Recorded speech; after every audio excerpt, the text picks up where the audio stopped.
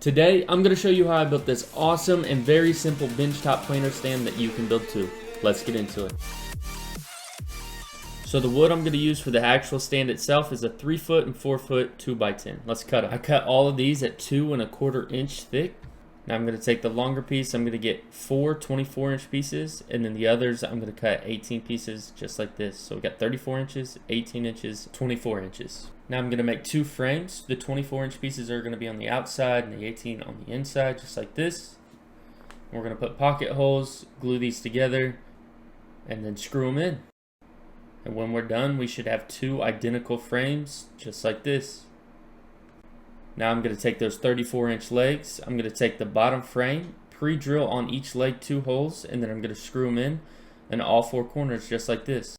After all 4 legs are installed, I'm going to take it down, put the other frame on the bench, and then I'm going to place this in nice and neat, just like that. Pre-drill 2 holes, screw them in. Now I cut a piece of plywood to fit the top, just like this. Put my planer on top, marked where all the holes are after I measured center. Took the planer off. Now I'm going to add a brace on each side where those holes are, just so when I put my lag bolts in, they have something to screw into. I'm going to glue the plywood on top, clamp it down. I even put the planer on top just to give it some extra weight. And when it was dry, I took the clamps off, flipped it upside down, and now we can start putting the casters in. These casters are awesome. I got them at Harbor Freight. They're only about $3 a piece, and 2 of them have the locking mechanism on them, which is a great addition to a mobile stand like this.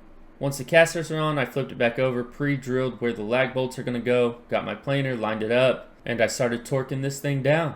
Now if all you need is a stand for your planer, then you're done, but if you want to take it a little bit further like I'm going to add a shelf and a drawer. What I'm doing right here is making a mark with a 1/2 inch piece of plywood so I know where to put my wood so I can make my drawer flush with the face of the stand. Now I cut up some 1x2s, 3 on the bottom, 3 on top, cut them to size, leveled them out, and just used my nail gun to put them in. They're 10 inches apart from top to bottom, and then I cut a piece of plywood to size, sit right here for a shelf, and I just nailed that in on each corner. At this point, all we have to do is build the drawer. I'm going to show you how easy I built this drawer. I just made it out of plywood. I cut 5 pieces, a base, and then 4 sides, cut to size and shape of the drawer. And once it's built, it slides right in on those 1x4s we made like that.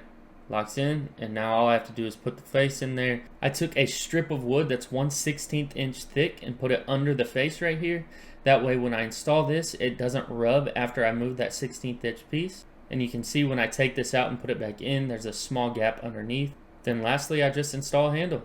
And it's just that simple to build this awesome mobile stand for your benchtop planer. It's really nice to be able to roll this around the shop, lock the wheels when I need to, have storage. It's a great addition to the shop, and anybody who follows along can build this too. If you have any questions, leave them down in the comments. If you like this video, make sure you like, share, comment, subscribe, and I'll see you in the next one.